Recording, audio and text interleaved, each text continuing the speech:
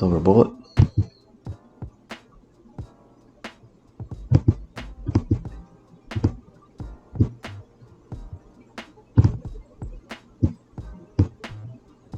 Okay, the fair value gap, we drop down into it.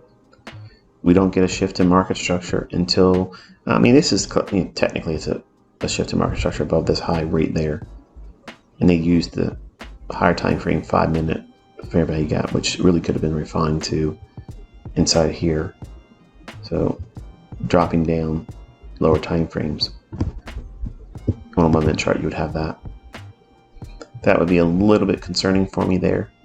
So again, it would have to show a willingness to want to go higher. And it does that with this swing high being broken there. And the underlying premise would be this was the first stage of delivery, and the second stage would be moving back up. And I mentioned in the live stream that it might not go above and go higher. It could just go up here, rebalance, and then consolidate because it's Friday. It is on the heels of non-farm payroll. We've covered a lot of distance, and we had already had a intra-week retracement from dollar targets, ES targets. So one of those things were likely to be a catalyst to cause us to be content with consolidating, but they've taken a great deal higher, which to me, looking at it now, it feels like it's all fluff. They're fluffing it up going into next week. And then next week, major damage is going to be done. I could be wrong. They could be sending it even higher, aggressively higher. And it's okay. As long as it's moving around, I don't care. I'll find something. I'll get in there and do something. But we want to try to have a good read on it using the daily charts. And it makes things a lot better when it is in concert with what we have expected or expect with the weekly chart. So that's what I'm saying. Ahead of the new week, where I don't know where we're going to open, but I think we're going to have a big gap opening, one extreme or the other, above or below on all the markets. But I think we'll have a very volatile week.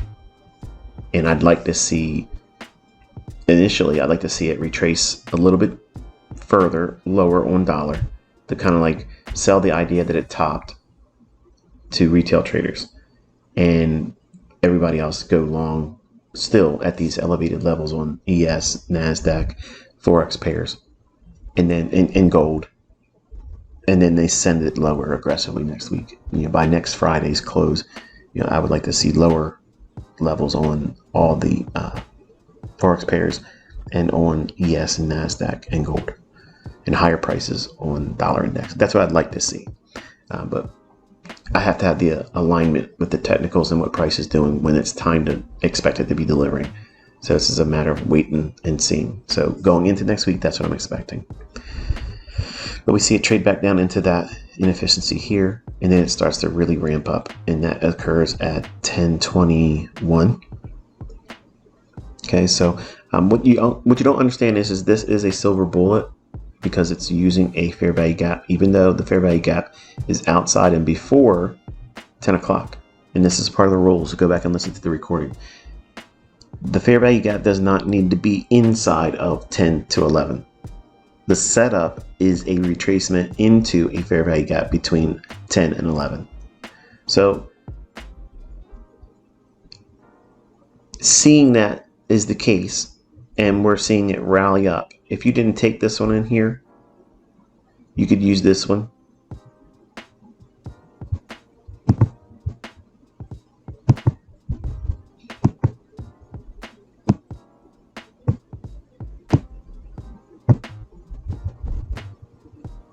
And it found its opportunity to drop down into consequent encroachment, which is midpoint of that gap here, with the expectation that we would see it at least run back to the previous day's settlement by using regular trading hours, which right now we're toggled at electronic trading hours.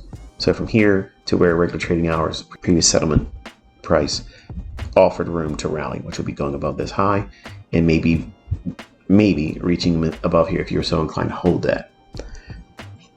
But silver bullet, we're only looking for 5 handles and as a minimum, and it offered it here. So it ended up keeping you he held on to it. That's a pretty good run.